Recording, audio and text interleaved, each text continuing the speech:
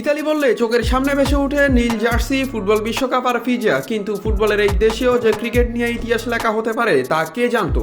তবে টি-20 বিশ্বকাপে নিজেদের অভিষেক আসরে চমক দেখালো ইতালি। হিমালয়ের দেশ নেপালকে হারিয়ে বিশ্বকাপে নিজেদের প্রথম জয় তুলে নিয়েছে তারা। তবে অবাক করা বিষয় হলো এই দলের খেলোয়াড়দের পেশা, কেউ পিৎজা মেকার, কেউ শিক্ষক, কেউ বা উবার চালক।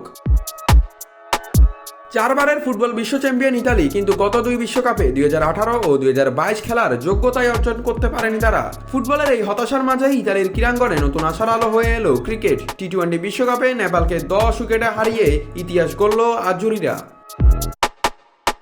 তবে এই ইতালি দলটা আর 10টা দলের মতো নয়। দলের 15 সদস্যের স্কোয়াডে জন্মসূত্রে ইতালিয়ান কেউ নেই। দক্ষিণ আফ্রিকা, অস্ট্রেলিয়া, ইংল্যান্ড, ভারত কিংবা পাকিস্তান ভিন্ন ভিন্ন শেকড় থেকে এসে তারা এক পতাকার নিচে দাঁড়িয়েছেন। তবে মাঠের লড়াইয়ে তারা সবাই ইতালিয়ান।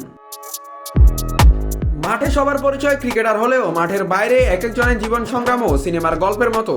দলের লেগ স্পিনার কিষান কালুগামাগে জীবিকার তাগিদে ভিজা প্রস্তুতকারক হিসেবে কাজ করেন। অথচ মুম্বাইয়ের ওয়াংখেড়ে স্টেডিয়ামে তার স্পিনে ধসে পড়ে নেপালের ব্যাটিং লাইন আপ।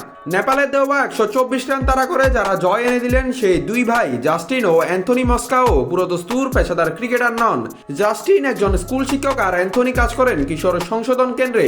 দলের আরেক সদস্য জাসপ্রীত সিং পেশায় একজন উবার চালক, আবার পাকিস্তানি বংশোদ্ভূত জাউন আলী একজন প্রকৌশলী। বিশ্বকাপ খেলার স্বপ্ন পূরণ করতে অনেকেই কারখানা থেকে বিশেষ ছুটি নিয়ে ভারতে এসেছেন।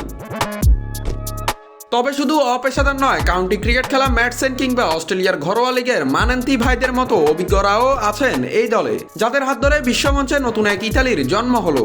ফুটবলের আড়ালে ক্রিকেটের এই উত্থান প্রমাণ করলো পেশা বা পরিচয় ভিন্ন হলেও লক্ষ্য এক থাকলে রূপকথা লেখা সম্ভব। স্কটল্যান্ডের কাছে হার দিয়ে শুরু হলেও নেপালকে হারিয়ে ইতালি বুঝিয়ে দিল তারা হারিয়ে যেতে আসেনি। বহু সংস্কৃতির এই দলটির হাত ধরে ইতালির ক্রিকেটে হয়তো নতুন সূর্যোদয় হতে যাচ্ছে। নাত রাহুল, নিউজ না স্পোর্টস।